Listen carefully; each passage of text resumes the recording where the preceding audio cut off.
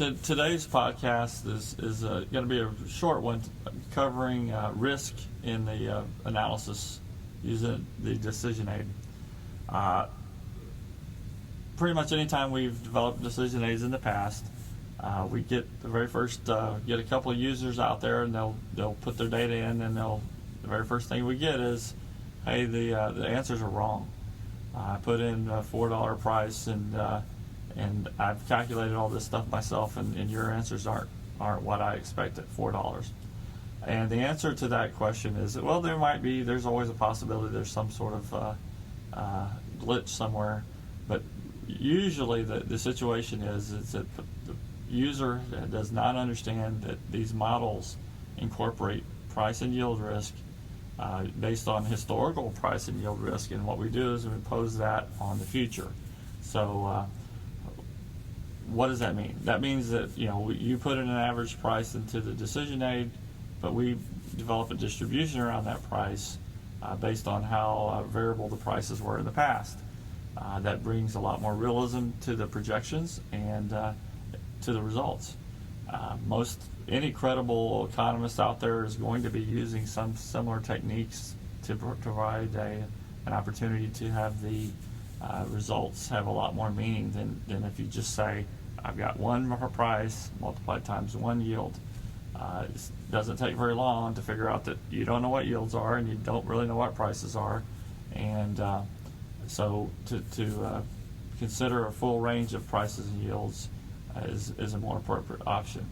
Going to give a little example. The first graph is one I've been using in PowerPoint describing the decisions for a corn producer between ARC and price loss coverage. You can see there's the red line. It's got some historical factory price projection prices. Those are historical, but also as the future, there's some for 14 through 18. There's price projections, and you see that I've developed drawn a probability density function over the top of those average prices. What does that mean? That means that on average, factory would have the price of corn in the United States somewhere a little over $4, but there's a distribution around that average that could go quite high or could go quite low depending upon. It's not very likely. Either of those aren't very likely. The most likely happen to be around the mean, but when you consider high prices, low prices, it gives the results a lot more meaning.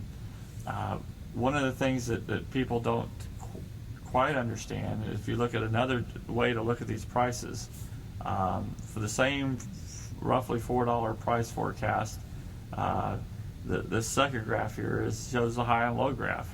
We've seen this a lot in stock market type things, but today I'm going to use it to show there are 500 prices for each of those vertical lines, and in between them. Most of them are again around the mean, which is the blue line, but there are some very severe ranges at the top and at the bottom. And as we go through time, you're going to see that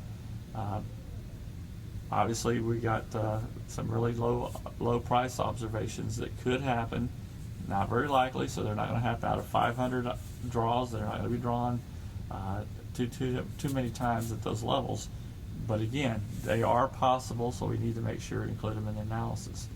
An example of a probability density function for yields have some Williamson County, Texas corn yields, and this is again a distribution that's the center line is the average. So the average is somewhere around 68 or so bushels in any given year. But we do know that based on past history, most recent 10 years history, they would have some the average would have been somewhere around 18 bushels all the way up to 100, a little over. So when you start looking at doing analysis, you want to include, again, users put in averages for prices and yields and things like that, but you want to include the risks so that the actual what could happen out in nature is brought into the modeling framework. This has just been a quick little introduction. Again, when you consider that the results coming out of the decision aid are what we call risk-based, hopefully that'll help you understand that you're not just looking at, we do not know what the prices and yields are going to be in the future. We have some guiding principles on we think they're going to be in these levels, but the fact of the matter is that we have to include risk because we just don't know. Thank you very much.